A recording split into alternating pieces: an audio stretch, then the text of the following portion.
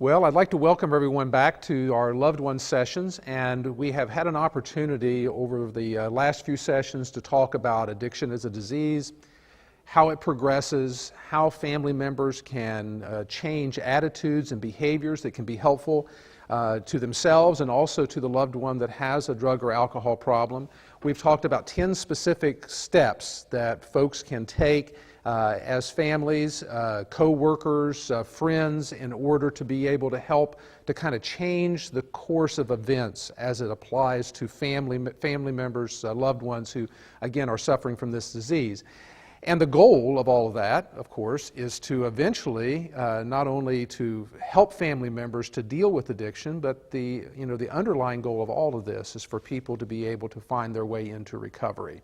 And again, my experience is that as family members start to change behaviors, attitudes, the way that they interact or react to the crises that come as a result of addiction, that dramatically improves the opportunity for recovery.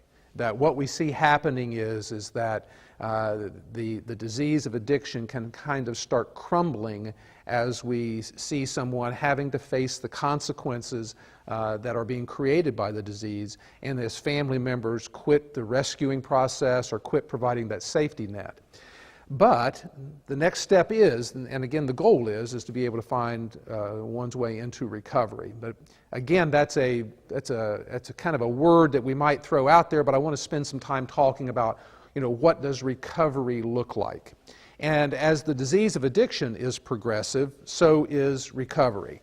And one of the things that might be surprising is that the recovery process starts long before someone makes a decision that they're going to go into a treatment program or attend an AA meeting or an NA meeting or approach a family member about the facts of their life in terms of what's all is going wrong.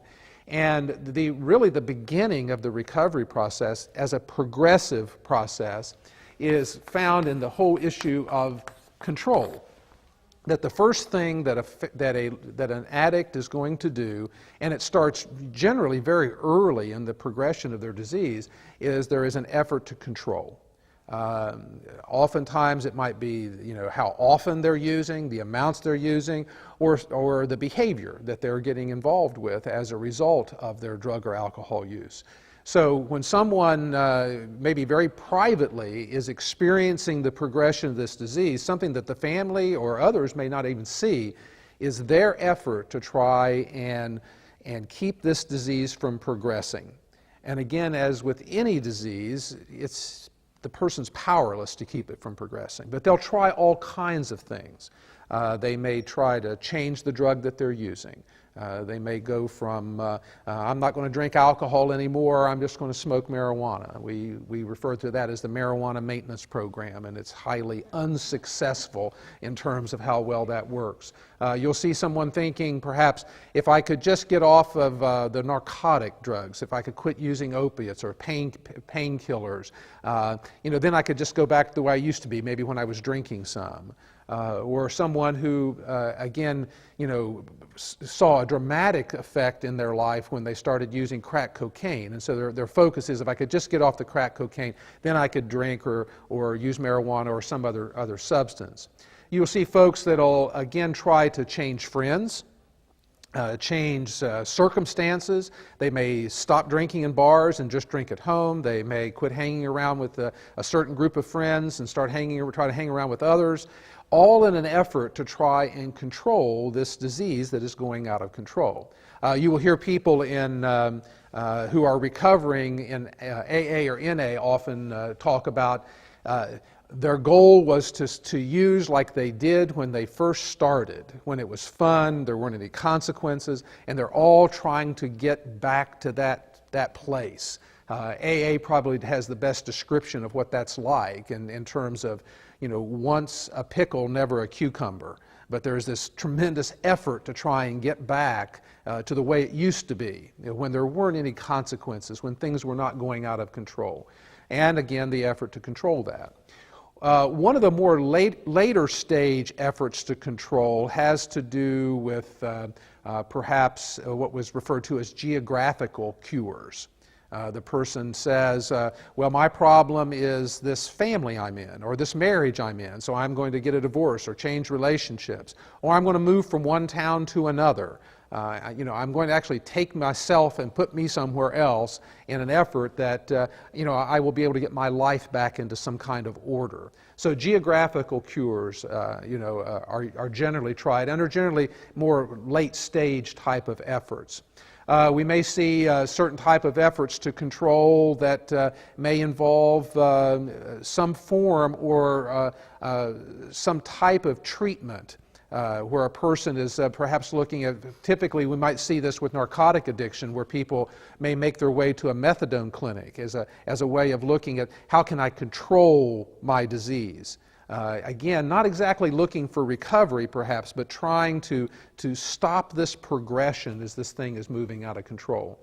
This control phase can go on for years, and again, numerous experiments, efforts to try and do that. Sometimes the family might be pulled into that.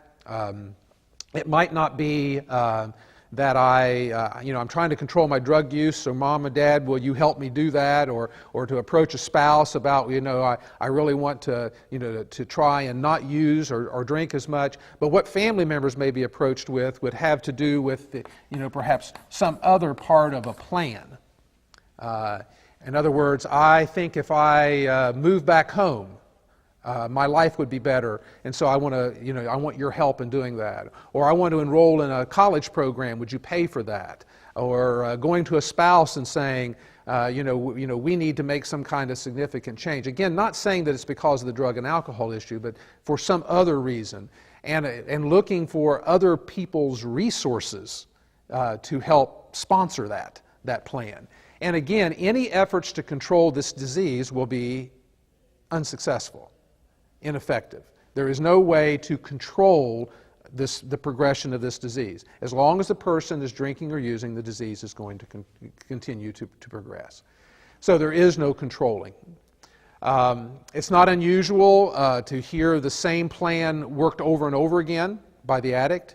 Again, you would think that perhaps once something failed, but that's usually not the case. What might happen is that someone may find that they have successfully controlled their use for a short period of time. The next time they try it, they make it less time, and then the next time less time. But rather than saying, well, that's a bad plan, the way that the denial process works, it would just, in the addict's mind, it would say, well, I'm just not trying hard enough. If I would just try harder, or if people would just help me more, then I would be able to control this thing. I would be able to make my plan work. But after a period of time of not being able to control, we usually come down to another phase, and that is that I am going to quit. Now, the first efforts to quit may not be I'm going to quit forever. It may be a time-limited quitting. I'm going to quit and I'm going to get my life back in order. I'm going to quit until people kind of get off my back. Maybe I'm in some kind of legal trouble, and so I'm going to quit and until the kind of the heat gets off. And so quitting can be not exactly quitting, but it may sound like that. And the goal may be is I'm not going to drink or use any substances. But again, it may not be that it's a quitting forever, and it may not be related at all to a recovery process. But the quitting then will also have its own plan. And this plan is going to become very important as this person progresses with their disease and also tries to quit.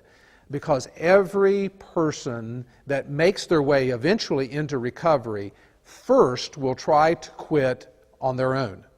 It's inevitable that that's going to happen. I've never heard of anybody that said, somebody talked to me about my drinking and I went into treatment. First thought, first idea I ever had was to go ahead and go treatment or go to AA. It doesn't work that way.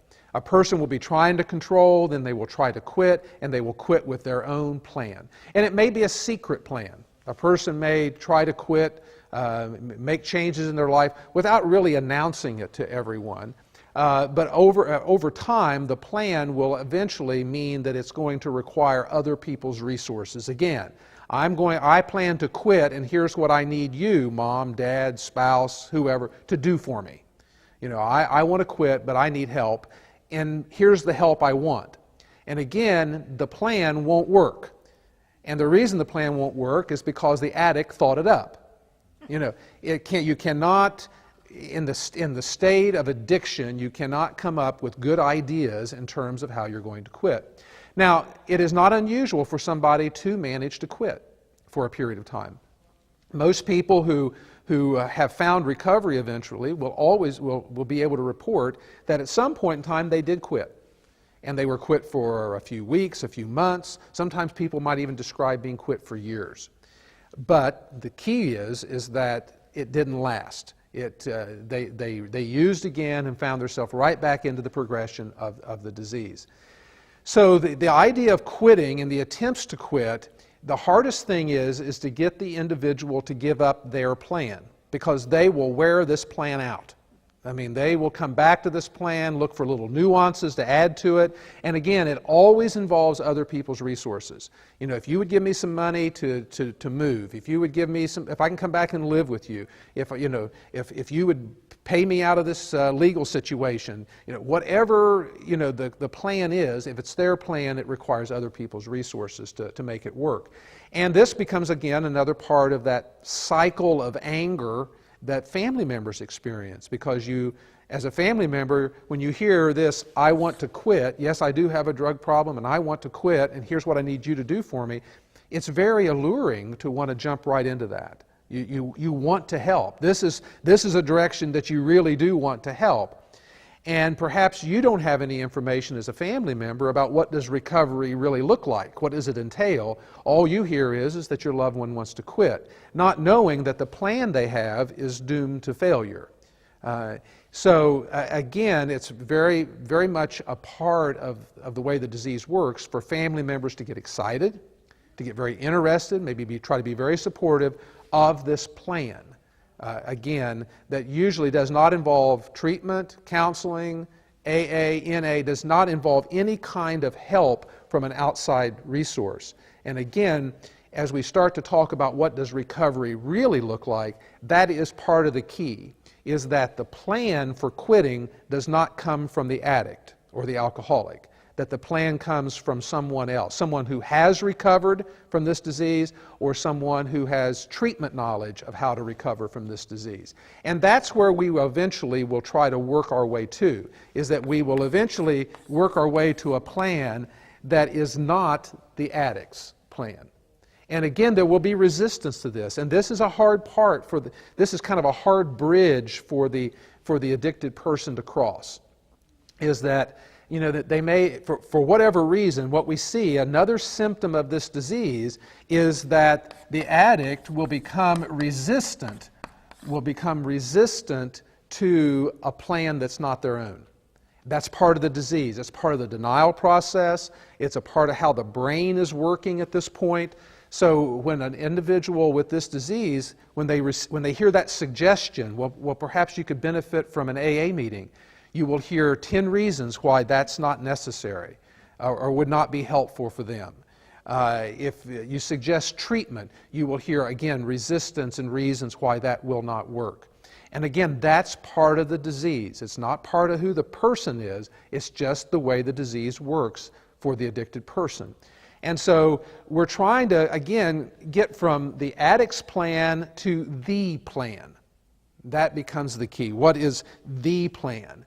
And the plan has certain elements to it. Again, a key element for the plan that will work is that the addict is receiving help from an outside resource, other than the family and other than themselves. And again, based upon the community that you live in, there are varying resources that are available. But in most every community, we will find the presence of Alcoholics Anonymous and Narcotics Anonymous. And for family members, of course, Al-Anon. And so the plan, a successful plan, needs to involve those things, those outside resources. Treatment can also be a part of that. And again, it's different for the different communities. One of the ways that I look at this and approach it is, and again, for people who are watching this at home or a part of our audience, we know that almost everyone can say, well, I had an uncle that quit drink, just decided one day they were going to quit drinking. Or, I heard somebody, they quit drinking and they did it by, some method that they had. And again, I won't deny that you will hear stories like that, of somebody that quit. And they quit in some kind of unusual way, or they quit just on their own. I would suggest a couple of things. One is that, well, the jury may still be out on how successful that is. Because remember, sometimes this plan will work for a period of time that the addict has for themselves. It may work. But it may lead to relapse. But the second part of that is that if you went to the doctor and because you had cancer, and the doctor said, well, I have excellent outcomes for people if they will do these 5 things. And, would we bargain with those 5 things? Would we say, well, I'll do one of them, but I don't like the other 4? We would probably embrace all the things that was suggested, because the doctor would be saying, well, I know that there may have been people that have recovered from cancer in some other way, but for the majority of people, this is what has worked. And I think that we would very quickly embrace that. So when someone comes to me, either with as the addict or as a family member, I feel it's my responsibility to suggest to them the way that has worked for the most people. Again, there may be some other ways to do this, but I don't have the confidence in those ways that I would suggest, in terms of the suggestions I would offer now. And those suggestions would again be, we need professional resources. Find out what's available in your community. We know that some people are going to need various levels of care, levels of treatment that are going to be necessary for them. Some people may be able to get started in an outpatient program and be very successful. Some people, their disease may have progressed further than that, and they may need residential care. For any person that is entering into a recovery process, again, they're going to need outside help. And AA, NA is available and needs to be a part of that. And again, one of the suggestions that my treatment program recommends is that a person get involved in educating themselves about the disease that they have, open themselves up to all the helping resources that are available, not limit themselves at all, not draw a line and say, well, I'll do this, but I won't do that. And again, one of the resistances that people often have is to going to AA or AA meetings. There is, again, an issue sometimes of pride, shame, guilt, and again, a number of ways to resist. A lot of times those fellowships, those recovering fellowships, are often looked at as only for people who are, late stage, people who can't recover any other way. But that's not the case. That's not really what happens in those 12-step recovery groups. They're for people who are ready to recover, regardless of where they are in terms of the progression of this disease. So the plan needs to be somebody else's plan, and really benefits from, again, looking at whatever treatment resources are available. And generally, when the addict walks into a treatment program, they are going to tell the treatment provider what they want, which isn't a good plan either. But that's a very common experience. So don't be surprised if your loved one does make it to a treatment program, that they come back saying, well, I've enrolled in this program at this treatment program, and it doesn't sound like they're getting much treatment to you. Because what may have happened is they went in and bargained for the least amount of treatment that they could get. Now, one of the things that we will see that is a constant part of either of these plans can be the whole reality of relapse. And again, relapse can, help the individual move from my plan to someone else's plan, from a plan that will not work, to a plan that will. So if I say, well, I'm willing to go and get a little bit of treatment, but I don't want anything to do with these AA meetings, then when they fail, oftentimes that failure, which we might call as relapse, again, just the presence of the disease, will cause that person to become more open-minded. So relapse and using is a natural part of any disease. And it's a natural part of addiction. And so as someone is perhaps introduced to a recovery process and they're starting to become a little bit more open-minded, it's still rare for that person to essentially surrender. And again, that's a word that is a part of the 12-step recovery language. It's very unusual for somebody to surrender all at one time. Again, the bargaining still continues. And if they do decide, well, maybe I do need to go to these meetings, they will, again, perhaps bargain to go just to very few.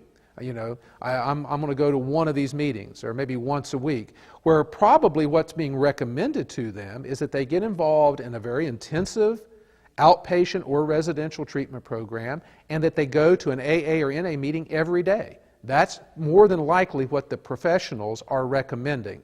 But as a family, you may hear less than that from the person with the disease, because again, they're still caught up in denial and they're still bargaining. But the continued process of relapse can bring them again to an open-mindedness to where they finally do kind of surrender to the reality of, if I'm going to recover, I'm going to have to embrace this plan that somebody is presenting to me. A plan that's not my own, a plan that probably has some things as a part of it that again, I'm not that attractive to. Maybe I don't like groups of people. Maybe I'm kind of shy.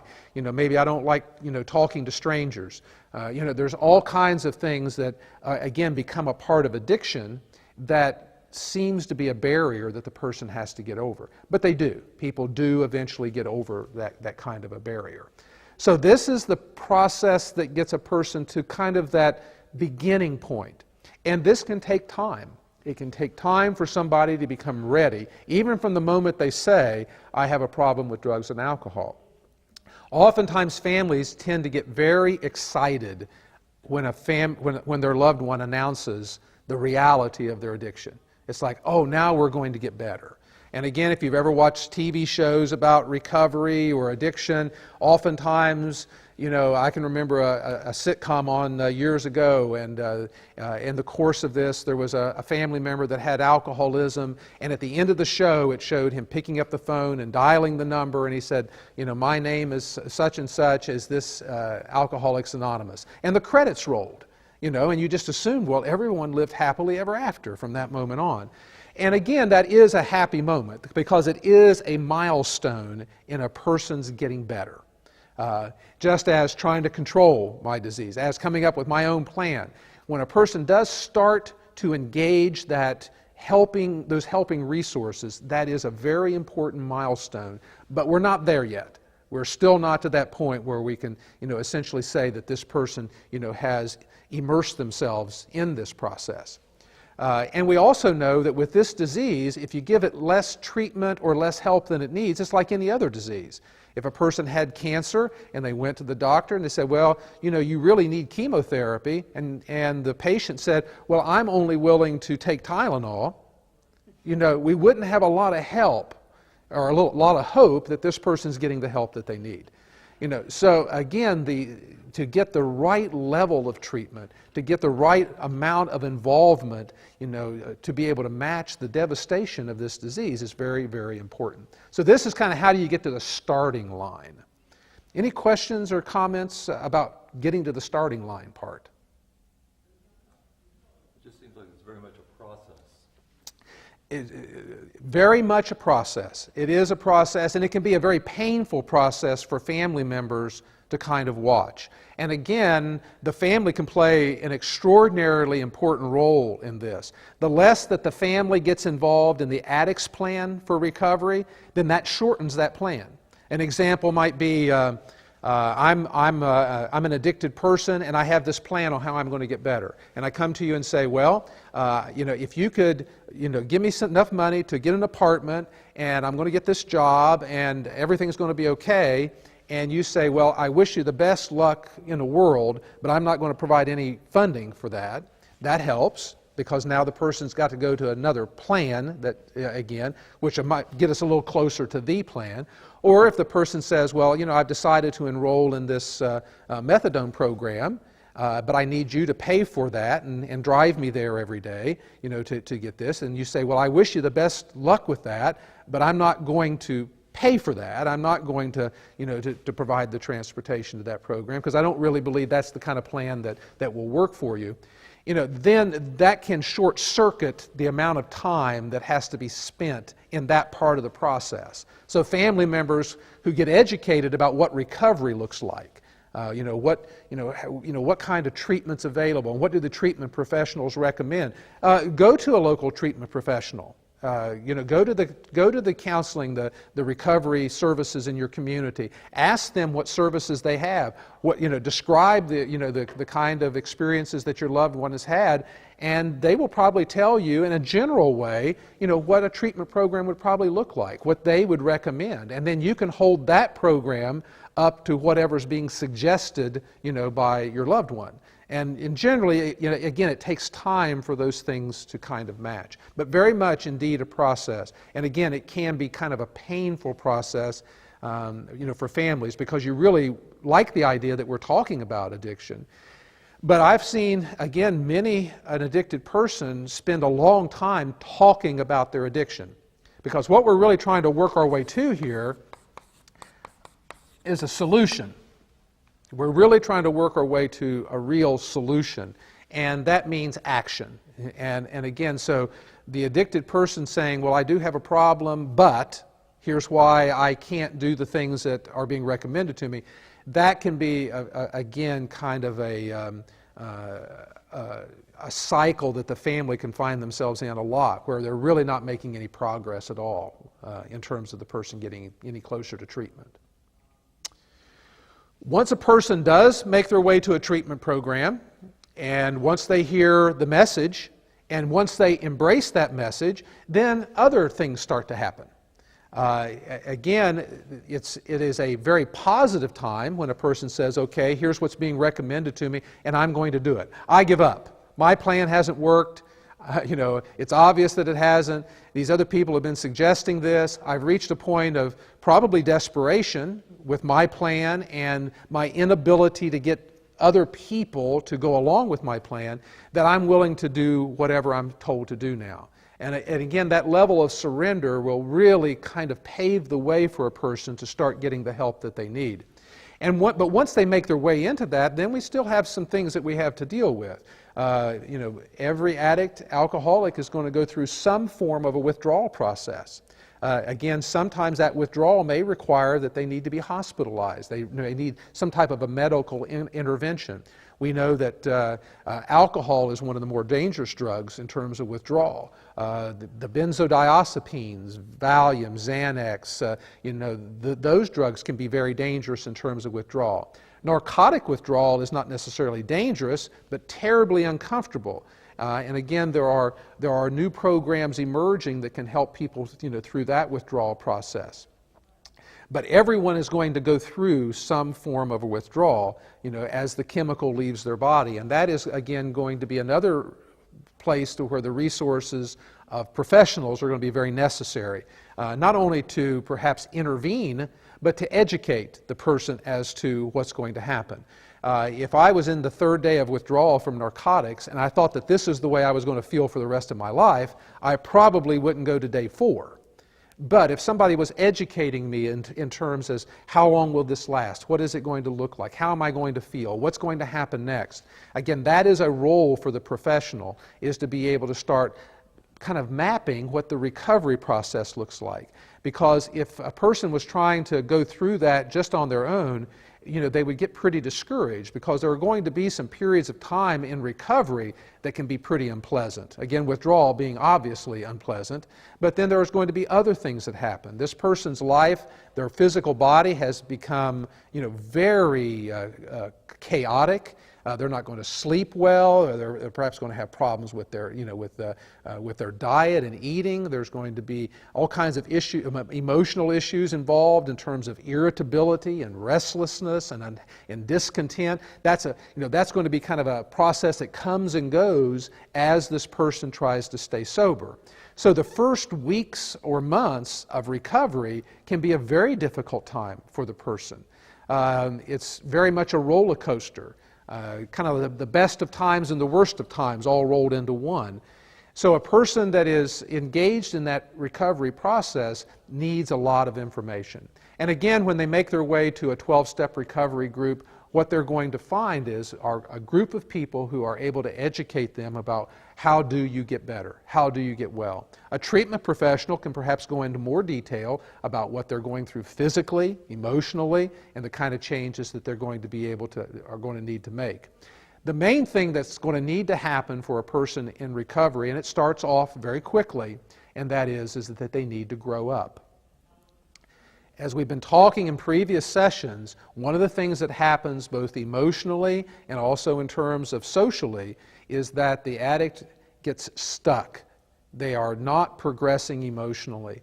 They are reverting back. They're becoming perhaps very adolescent or very childlike. And family members and co-workers and everyone stepping into that and helping them, essentially to regress in terms of their ability to deal with life. Well, now here's someone who has gotten sober, and here is all the life problems that they have been experiencing and essentially delaying to experience. They're all waiting on them. All the financial problems, relationship, job, guilt, shame, all of those things are waiting for this person, when they get sober.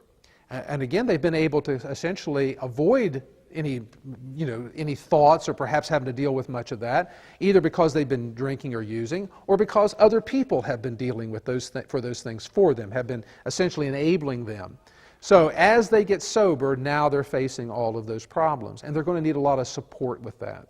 The early days, weeks, and months of recovery can be very, very difficult, but again, very worthwhile.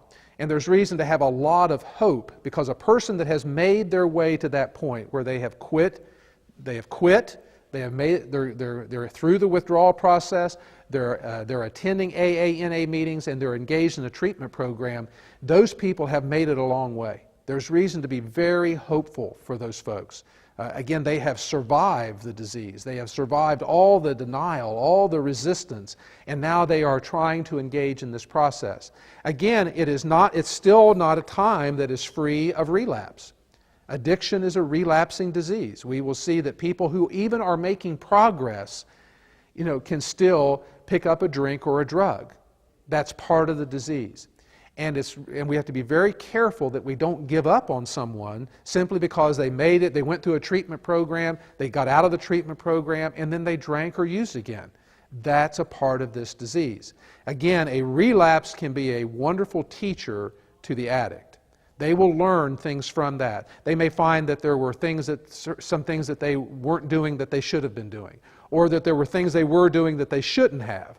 Or it may have been that they just gain a new respect on how powerful the disease is, that they found that they relapsed even when they didn't want to. It's not unusual for that to happen, but we cannot give up on people simply because that they did experience a relapse. And again, that seems to be the tendency sometimes, is to think, well, they went through treatment and it didn't work for them. And there was either something wrong with the treatment program, or there was something wrong with my loved one. And, whichever way, really it may not be that case at all. It may just be a matter that, again, just like someone with cancer may go through a very successful, a program of treatment, but yet the disease presents itself again. This disease is the same way. Relapse can just reappear. It can come out of nowhere. Again, sometimes it is because of something that wasn't happening. A relapse can lead to asking the question, was I going to enough meetings? Did I complete the treatment program? Was it the level of care that I needed?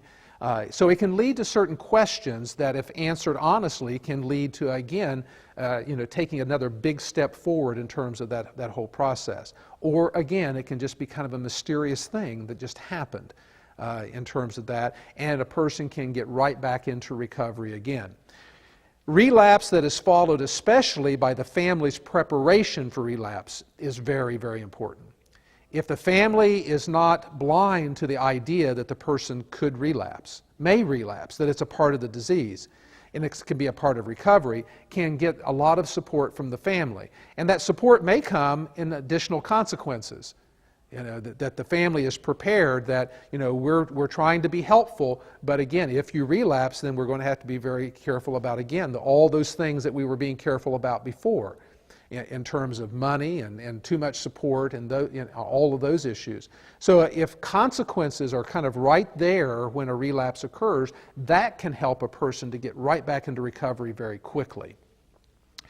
We also know that as a person engages in the recovery process, there are certain signs that family members can look for that can tell them how the person is doing. Again, family members should not turn into the recovery police. You shouldn't be, asking questions that are specific to, to their treatment plan at a treatment agency, or trying to get into the day-to-day workings of their AA or NA program. But as a family member, you can watch certain things. You can watch to see, are they continuing in treatment? Are they participating? Are they going to meetings? And if those things are all very helpful. We know that a person that is successfully engaged in the AA or NA program is going to have a sponsor. A sponsor is an individual who has been sober for a period of time, successfully, is fully engaged in a recovery program through the 12 steps of one of those 12-step fellowships, and is going to serve as the guide for that individual in terms of their recovery. And so that person will start to become very important to them. And you will hear talk about the 12 steps. The 12 steps are specifically developed to help that person grow up, to take on responsibility. Family members have to be very careful that just because someone gets into a recovery process, that you don't use that as an opportunity to start trying to solve every problem that the newly recovering person has. Again, that will be counterproductive. Going out and fixing everything that needs to be fixed simply because they are now not drinking or using will actually increase the likelihood of relapse for them. They need to grow up. They need to take on these responsibilities. They need to experience the discomfort that has been created by their past drug and alcohol use in the context of working a 12-step program in AA or NA. And again, that sponsor is going to be that person. Family members will often notice too, and sometimes it can be a little bit of a concern for family members, is that once they have gotten into a 12-step program or into treatment, that all of a sudden they're not sharing a lot of information with the family. You're not hearing about their problems. You're not hearing about what's going on with the money thing or the legal issue or whatever. That's a good sign. That's a very good sign. But it can be a little difficult for family members. It's like, well, we've been with you on this roller coaster for all these years, and now you're in recovery and you're not talking to us about any of these things anymore. Actually, what that could be is that they're getting instructions from someone. They could be getting instructions from a counselor or a sponsor that is essentially saying, don't burden your family with all of these problems now. You have a counselor to talk to. You have a sponsor to talk to. Don't be telling family members all of these things about all the problems that you're dealing with, because now it's time for you, as a recovering person, to deal with those problems. So again, one of the signs of somebody that is getting better is that perhaps the family is starting to reclaim a real relationship with their loved one, not a helping relationship. Again, that helping relationship needs to transfer from the family to the treatment provider, the AA sponsor, the AA program, their AA friends. It really needs to transfer there. The family needs to get out of the helping business, because it's not good for the recovering person. They need to be able to take the same kind of pride in developing their new life that the family took in developing their life. A lot of times we want to pave the way. Well, I'll buy them a car, I'll get them a job, I'll fix these financial problems, I'll do all these things for them. And again, the newly recovering person may think, well, that sounds great, and accept all of that help. But again, what we know is that the self-esteem of the addict has hit rock bottom in the course of this disease. Probably hit rock bottom long before they ever made their way into treatment. And the only thing that's going to raise the self-esteem, which can again help them in terms of their recovery, help them stay away from drugs and alcohol, is for them to be successful on their own, for them to succeed. And it may be pretty tough to take a job at a fast food restaurant, when they might have education, they might be pretty smart. They may have had a lot better jobs in the past. But in terms of starting to rebuild their lives, what you will hear recovering people talk about is going through a very painful period in early recovery in terms of jobs and relationships and all of this, but they will look back on that and say, although it was very painful, the things I had to do to recover, they will take great pride in the fact that, I went and worked that job that was a tough job, that was, that I thought at the time was beneath my abilities, but I did that and I did it every day, and then I got a better job. Or I bought that old car that was my first car in sobriety, and you know what, I look back on that car and I take a lot of pride in the fact that I did that. Again, family members have to be careful that they don't step in and start trying to fix everything simply because the person is getting better. And don't count on the newly recovering person to say no to that kind of help. Because again, they're new in recovery. Just because they've been sober for a few weeks or a few months doesn't mean that they're still not locked up in the old ideas of selfishness and self-centeredness. Again, they have to grow out of that. The 12 Steps of Alcoholics Anonymous also holds the promise for what real recovery is about. And again, that word is, perhaps has 100 different meanings to 100 different people. But the word recovery to me means is that the desire to drink or use drugs has been removed. It doesn't exist any longer for this person. Now that won't happen the first week or the first 3 or 4 months of their recovery. But I've heard a lot of people that have quit on their own, have quit in some other way, and they almost all report that they still struggle with the desire to drink or use, but they're toughing it out. What we are looking for here in 12-step recovery that's available in AA and NA is having the desire to drink or drug completely removed. It doesn't exist for recovered people. And that comes as a direct result of going through these difficult times, working the 12 steps within a 12-step recovery program with a sponsor, and making a very, very firm commitment to doing that, and doing that for the rest of their lives. And within that, there is the experience of having the desire to drink or use removed. And that never happened when a person was trying to control. It never happened when they were trying to work their own plan of recovery. The desire to drink would keep coming back. It may go away, but it would keep coming back, and would come back in such a powerful way that eventually they would use again. But again, the 12 steps kind of has a guarantee built within it that if a person works those 12 steps diligently and continues to do that, the desire to drink or use will be removed. The person will have a feeling of neutrality when it comes, to drugs and alcohol. And that is a feeling of freedom. The person is not fighting it any longer. They are able to go on about their lives, again, in a feeling of safety. And that is what family members want to see happen for their loved one. And it is definitely the most wonderful experience for the recovering person to finally reach that point where, again, they are not having to struggle against the desire to drink or use. That their life has taken on this new meaning and has a purpose. And that purpose will always, for the recovering person, kind of circle around that AA program or that NA program. That although they may go and do a lot of other wonderful things in their lives, they may go on to school, college, families, wonderful jobs, they may accomplish a great deal in their life.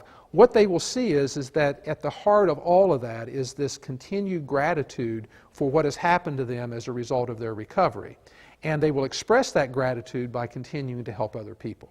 That becomes another key that starts to become something that we can look at to say, here is another one of those signs or symptoms of somebody who is getting better. And that is they're starting to turn their attention. And as they stay sober longer, they will turn more of their attention as to how can they help someone else. It is a gift that, as AA and NA says, can only be kept in giving it away.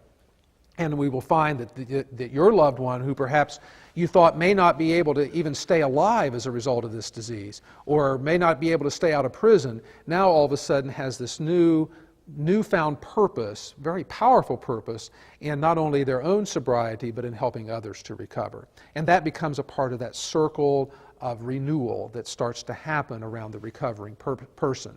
Now, there's a lot of mistakes, there's a lot of missteps that can happen along the way. They're not all even having to do with relapse. Again, a newly recovering person is having to grow up. So they're having to learn a lot of things about how to get along with other people, how to be a good employee, how to deal with romantic relationships, how to deal with marital problems, how to deal with kids. All of those things have been put on the back burner, if they were even on any burner. And now the person is having to pick up those issues and learn how to do them. And they may struggle with those things. And some people struggle more than others. But it's in that struggle that the person learns new skills. Skills that perhaps they didn't learn as they were going along because of the presence of their addiction. There's a lot of reasons for family members to be very hopeful about their loved one moving into a recovery process as long as they're able to see it as a process. If your loved one is not asking for help, maybe trying to control it, maybe quits every once in a while, comes to you with a plan, it's very important for you to be able to continue to tell the truth. Learn what a recovery plan really looks like so that when you are approached as a family member, you're able to say, here's what I know that recovery looks like. It means getting help. It means going to 12-step recovery meetings. It means really making a commitment to that. And that way you can be carrying that message, because a person has to hear that truth before they have something to compare it with. Even because, again, they can stay locked into their plan for a long time unless someone is sharing with them in terms of, here's what I've heard from a treatment professional or someone else in terms of what works. I would also highly recommend, as I have before, going to open AA meetings. Open to the public, you can go in and you can hear people share their story of how they did recover. And you will hear these things talked about. You will hear about resistance, you will hear about surrender, you will hear about how, they had to grow up, in that 12-step program and how they had to take on responsibility, how they had to be able to share what they had learned with other people as a part of that. So again, there's a lot of reasons to be hopeful, but it's also very important for us to be realistic and understand that this disease, as a person moves into recovery, still has a lot of barriers. There are, again, missteps. There are still problems that are going to happen. The reality of relapse is there for us to deal with all the time. And it is very important that family members be able to continue to be supportive through knowledge, through understanding of what this looks like. Because a lot of times family members may find out a lot of information about the disease, but don't know much about what recovery looks like. And again, we're holding out that hope for everyone to be able to find that, but a reality that it is a process, and it is one that family members can help with as well. I want to thank you for your participation in this and being able to look at these issues and be able to talk about them. And again, we want to have an opportunity for people who are viewing this to be able to respond. And so, we're making information available. We're making a website available to you for the agency where I work, an email address that will be available, that if you have questions that you would like to, present to me, I would be more than happy to present those, to you. But again, very important for you to engage these resources in your local community as well, because that's eventually where your loved one's going to recover. Recovery generally happens right where you live with the resources that are available where you live. And so, again, if we can be helpful here at our agency, or if I can be helpful, be more than happy to do that. But don't hesitate, and I encourage you to, again, to make those other resources available to you so that you can start learning about that next step for your loved one as they move into a recovery process.